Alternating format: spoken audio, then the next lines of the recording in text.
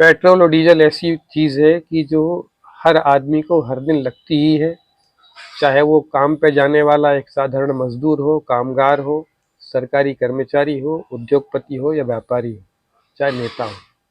पिछले 6 महीने से मतलब मार्च से अब तक पूरे विश्व व्यापार में जो कच्चा तेल आता है उसकी कीमतों में और 12-15% कमी हो गई है।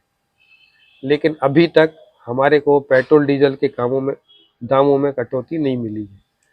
मतलब इस पर कंपनियां जो रिफाइनरी हैं और पेट्रोल बेचने वाली कंपनियां हैं बड़े मस्ती से 12-15 रुपए लीटर अतिरिक्त कमा रही हैं। अभी तक सरकार ने कोई जनता को इसका लाभ नहीं दिया है। जब दुनिया में कीमतें बढ़ती हैं तब तो आप बढ़ा देते हैं, पर अब घटी हुई हैं जब 6 महीने से, तो क्यों नहीं घटा रहे हैं? इनको लूट की छूट क्यों दे रखी है? दूसरा जीएसटी है।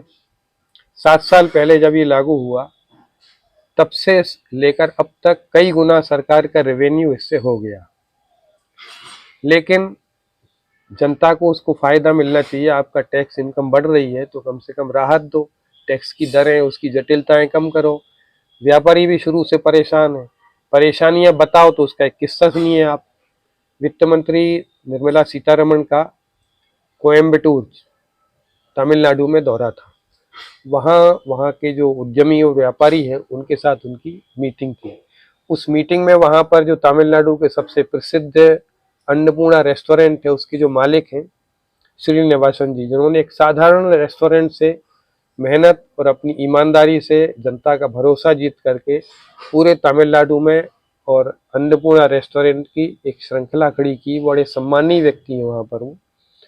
उन्होंने एक कठिनाई बताई और बड़े हल्के फुल्के ढंग से उन्होंने कहा कि हमारे यहाँ रेस्टोरेंट में ग्राहक आता है, वो बोलता है, बन मांगता है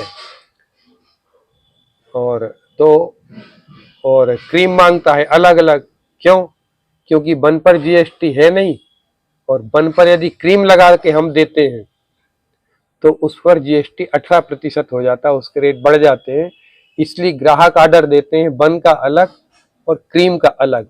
अब आप बताइए, एक व्यापारी ने अपनी एक जिनायन अड़चन बताई कि उसको कितनी मुश्किल हो रही है वहां पर, ग्राहक को भी मुश्किल हो रही है वहां पर।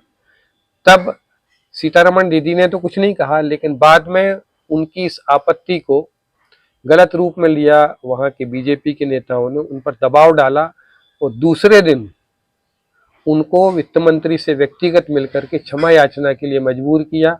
उसकी फोटो वायरल हो गई, पेपरों में भी आ गई।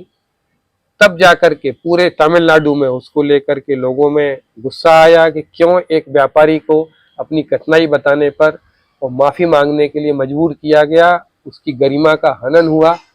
तब जाकर के और वहाँ के जो तमिलनाडु भाजपा के अवकाश पर गए अन्नामलाई अध्यक्ष, उन्होंने सार्वजनिक रूप से इस पर माफी मांगी और खेद व्यक्त किया है इस घटना पर। यानी आप जनता की सुनोगे नहीं, व्यापारी की सुनोगे नहीं, वो कुछ बोलेगा मीटिंग में तो उसके साथ क्या व्यवहार होगा, ये मैंने एक उदाहरण के माध्यम से समझाने का प्रयास किया है। अब जनता आगे आए और अपनी सरकार से अपनी बात कहे।